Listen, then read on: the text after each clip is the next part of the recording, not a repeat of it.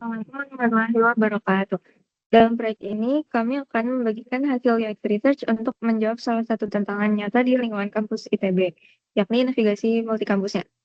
Sebelum itu, kami izin memperkenalkan diri. Kami dari kelompok 7, terdiri dari Raihan Putra Akram dengan NIM 101230114, Aisan Nurizati 101230079, dan Zulfakar Nayaka Atadiansyah NIM 135230094. Next. Untuk tema dan latar belakang proyek ini, kami mengangkat tema yang berkaitan dengan bidang teknik informatika, khususnya UX Research. ITB memiliki sistem multikampus yang sering menimbulkan kesulitan navigasi, terutama bagi mahasiswa, dosen, dan tamu yang belum familiar dengan lokasi di dalam kampus. Untuk menjawab tantangan ini, sejumlah mahasiswa ITB melakukan UX Research dan merancang aplikasi navigasi kampus. Kami menggunakan survei berskala Likert sehingga pendekatan statistik non-parametrik digunakan agar hasil analisis ini lebih tepat dan valid. Next.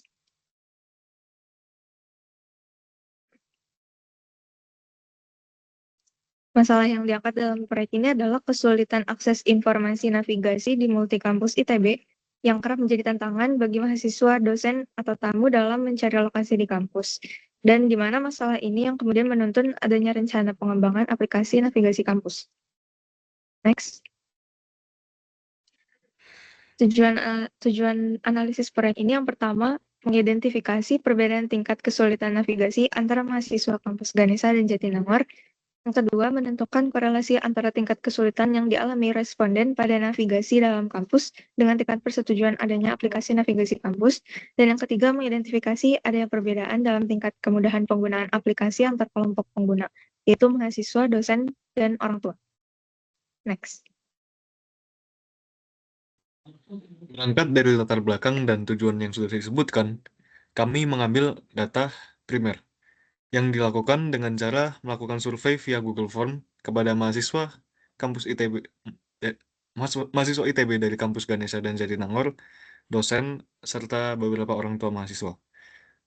Secara keseluruhan, data ini mengandung 60 sampel, dan ini cocok digunakan untuk analisis menggunakan statistika non-parametrik, karena data-data yang digunakan, khususnya dalam perhitungan, adalah berskala ordinal, karena menggunakan skala Likert. Lalu, data ini tidak dibekali dengan asumsi kenormalan sama sekali, dan ukuran sampelnya relatif kecil, yaitu 60. Meskipun berdasarkan central limit theorem, kita sudah bisa menggunakan aproksimasi normal, tapi secara umum metode non-parametrik masih bisa digunakan di sini. Data yang digunakan dalam analisis ini adalah yang digambarkan pada tabel sebelah kanan, yaitu ada variabel mulcam, ini untuk mengkategorikan mahasiswa berdasarkan asal kampusnya, lalu ada variabel kesulitan lokasi, itu mendeskripsikan seberapa sulit mencari suatu lokasi di kampus ITB dari 1 sampai 5. Lalu variabel setuju maksudnya adalah seberapa setuju responden dengan adanya aplikasi sistem navigasi kampus untuk menyelesaikan masalah mereka. Lalu ada untuk tabel kedua, usability, terdapat dua variabel, yaitu kelompok yang mengkategorikan responden berdasarkan kategori penggunanya, yaitu mahasiswa, dosen, atau orang tua, serta variabel score, variabel ordinal skala Likert 1 sampai 5 yang menggambarkan hasil usability testing. Dalam proyek ini, kami menggunakan 3 metode analisis. Yang pertama ada uji jumlah peringkat Wilcoxon. Jumlah peringkat Wilcoxon ini menjadi metode yang tepat untuk membandingkan dua kelompok yang independen. Dalam analisis ini adalah mahasiswa yang berasal dari kampus Ganesha dan kampus Jatinangor. Lalu yang kedua ada koefisien korelasi peringkat Spearman. Metode ini dipilih karena analisis ini akan mengukur hubungan antara dua variabel ordinal, yaitu tingkat kesulitan mencari lokasi di kampus dan tingkat persetujuan adanya aplikasi sistem navigasi kampus ini. Lalu yang ketiga ada uji Kruskal-Wallis. Metode ini dipilih untuk membandingkan lebih dari dua kelompok sampel. Dalam analisis ini akan dilihat hasil usability testing dari prototipe aplikasi terhadap 3 kelompok, yaitu mahasiswa, dosen, dan orang tua. Lalu yang pertama, uji jumlah peringkat Wilcoxon. Dengan hipotesis 0, yaitu tingkat kesulitan mencari lokasi sama di antara mahasiswa dari multikampus yang berbeda, yaitu multikampus Ganesha dan Jatinangor. Dengan hipotesis alternatifnya, ada perbedaan tingkat kesulitan mencari lokasi di antara mahasiswa dari multikampus yang berbeda. Berikut juga ada statistik uji yang digunakan untuk mencari uji jumlah peringkat Wilcoxon ini. Dengan Z adalah statistik uji yang digunakan untuk uji hipotesis, U jumlah peringkat terkecil, dan N jumlah data. Diperoleh juga nilai kritis dengan taraf signifikansi 0,05. Untuk menolak H0, Z berada di lebih kecil dari negatif 1,96 atau Z lebih besar dari 1,96.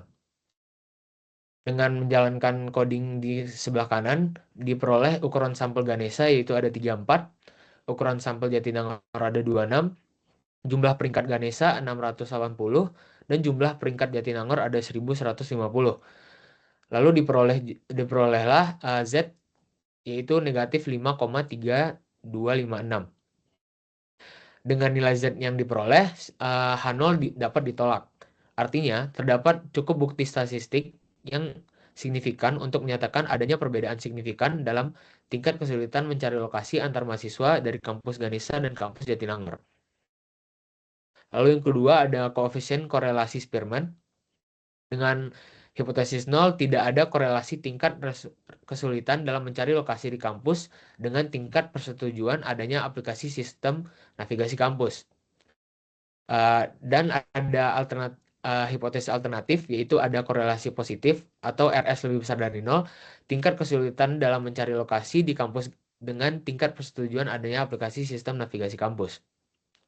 Statistik uji yang digunakan untuk koefisien korelasi Spearman terdapat di PowerPoint. Lalu nilai kritis yang diperoleh dengan jumlah sampel 60 dan taraf signifikansi 0,05, diperoleh nilai kritis dari tabel yaitu RS lebih besar dari 0,214 untuk menolak H0. Akan dihitung korelasi Spearman untuk mendapatkan gambaran mengenai hubungan monotonik antara tingkat kesulitan dalam mencari lokasi di kampus dengan tingkat persetujuan adanya aplikasi sistem navigasi kampus. Dengan menjalankan coding yang sebelah kanan, diperoleh RS yaitu 0,536.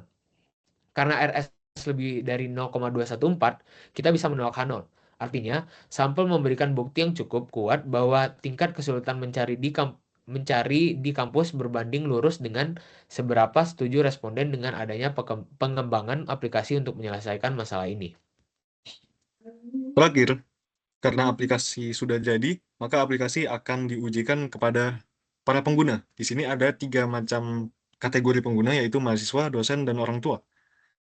Karena ada lebih dari 2 kategori pada data berskala ordinal, dan tiap kategori saling independen, maka kita bisa menggunakan uji Kruskal-Wallis untuk menguji apakah ketiga kategori tersebut berasal dari populasi yang sama. Di sini kita gunakan taraf signifikansi alfa sama dengan 0,05, dan hipotesis 0 yang sesuai adalah mu1 sama dengan mu2 sama dengan mu3, artinya mereka berasal dari populasi yang sama.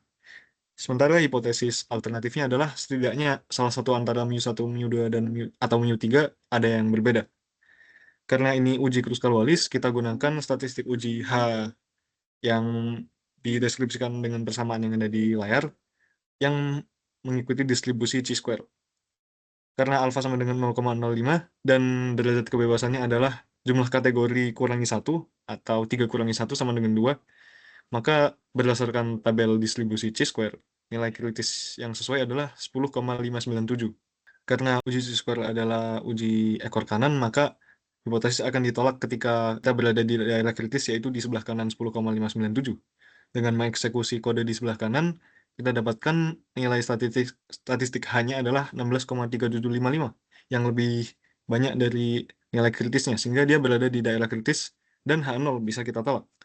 Artinya, ada perbedaan antara setidaknya salah satu dari ketiga kategori, sehingga secara konteks permasalahan ini artinya ada setidaknya satu kelompok yang menilai berbeda, menilai usability dari aplikasinya berbeda, sehingga masih diperlukan perbaikan dari aplikasinya. Dari hasil analisis data yang telah dilakukan, dapat disimpulkan bahwa mahasiswa di kampus Ganesha dan Jatinangor memiliki tantangan navigasi yang berbeda, sehingga pendekatan aplikasi perlu disesuaikan. Kemudian tingkat kesulitan dalam mencari lokasi juga berbanding lurus dengan dukungan terhadap adanya pengembangan aplikasi navigasi. Namun dari hasil usability testing terlihat bahwa aplikasi itu belum sepenuhnya menjawab kebutuhan semua kelompok pengguna. Dari sini kami memperoleh saran bahwa data UX research yang ada sudah memberikan banyak insight, tapi untuk hasil yang lebih akurat dan bisa mendukung pengambilan keputusan yang lebih kuat, dibutuhkan data yang lebih banyak dan beragam ke depannya.